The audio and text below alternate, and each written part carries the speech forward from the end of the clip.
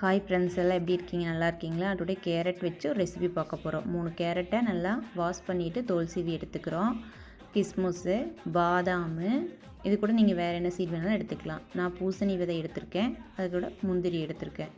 இந்த கேரட்டை வந்து 3 கேரட்டையும் நல்லா ஸ்லைஸாக கட் பண்ணி எடுத்துக்க போகிறோம். இந்த மாதிரி ஸ்லைஸாக கட் பண்ணி எடுத்துகிட்டு இதை வந்து மிக்ஸி ஜாரில் சேர்த்து இது கூட முந்திரி அப்புறம் பாதாம் சேர்த்து லைட்டாக கொரகொரன்னு அடைச்சிட்டு அது கூட மறுபடியும் இன்னும் கொஞ்சம் பால் சேர்த்து நல்லா பேஸ்ட் மாதிரி அரைச்சி வச்சுக்கோங்க. அதுக்கடுத்து ஒரு பாத்திரத்தை அடுப்பில் வச்சு அதில் நெய் சேர்த்து அதில் நல்லா பொடி பொடியாக கட் பண்ண முந்திரியும் பாதாமும் சேர்த்துக்க போகிறோம். முந்திரி பாதாம் நல்லா கொஞ்சம் ஓரளவுக்கு இதான விட்டு ஒரு சின்ன கேரட் எடுத்து நல்லா துருவி அந்த கேரட்டை வந்து நம்ம இது கூட வந்து ஆட் பண்ணிக்கிறோம். இந்த கேரட்டை ஆட் பண்ணி கேரட்டும் நல்லா நெய்யில் வெந்த விட்டு திரும்ப லாஸ்ட்டில் தான் வந்து நம்ம கிஸ்மிஸ் ஆட் பண்ணணும். முன்னாடியே கிஸ்மிஸ் ஆட் பண்ணால் ஒரு மாதிரி ரொம்ப இதாகிரும். அதனால் லாஸ்ட்டில் இதை ஆட் பண்ணி இது தனியாக எடுத்து நம்ம வச்சுக்க போகிறோம். அதுக்கடுத்து இன்னொரு பாத்திரம் எடுத்து அதில் தான் நம்ம வேறு ரெசிபி செய்ய போகிறோம்.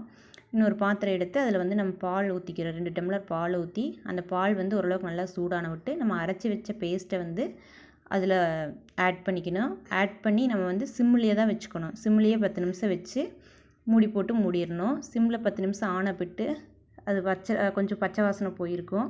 அது கூட 1 கப் சுகர் ஆட் பண்ணிவிட்டு திரும்ப வந்து அதை நல்லா வந்து கலக்கி விட்டுட்டு மறுபடியும் சிம்லேயே வந்து மறுபடியும் ஒரு 10 நிமிஷம் வந்து வைக்கணும்.